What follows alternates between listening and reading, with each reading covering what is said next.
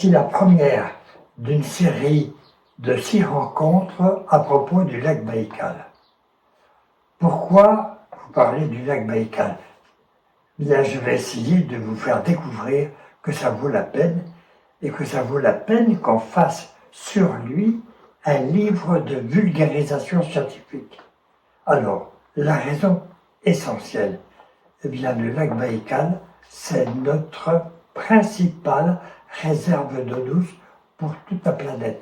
1/5 du total de l'eau douce de la Terre. Le lac Baïkal, il est où? Il est en Russie. Mais la Russie, c'est grand. Il est à l'est de l'Oural, en Sibérie, au cœur de la Sibérie. Alors, essayons d'être un peu plus précis. En latitude, ce lac est très allongé dans le sens nord-sud. Eh bien, il est depuis Londres, en montant vers le nord, jusqu'à Édimbourg. Voilà, si on le plaçait sur une carte de l'Angleterre, voilà ce que ça donnerait. En longitude, eh bien, il est à peu près au niveau de Singapour. Conclusion, le lac Baïkal, c'est un lac de l'Est et non pas un lac du Nord, comme le croient les gens qui le voient comme un lac polaire. Pas du tout.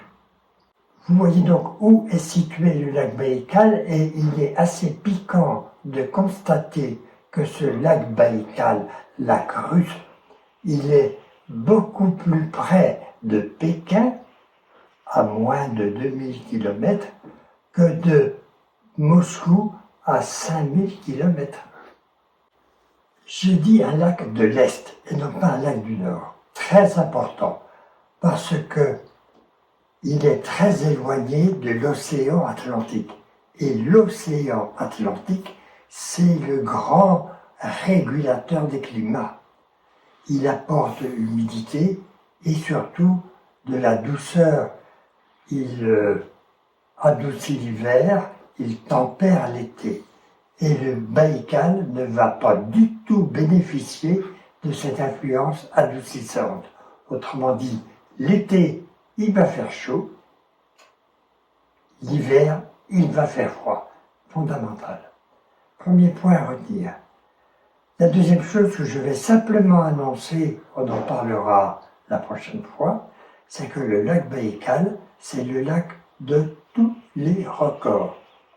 Tous les records sont faits. Ce n'est pas le plus vaste, mais c'est le plus ancien, le plus profond, le plus volumineux et celui qui renferme le plus d'espèces endémiques.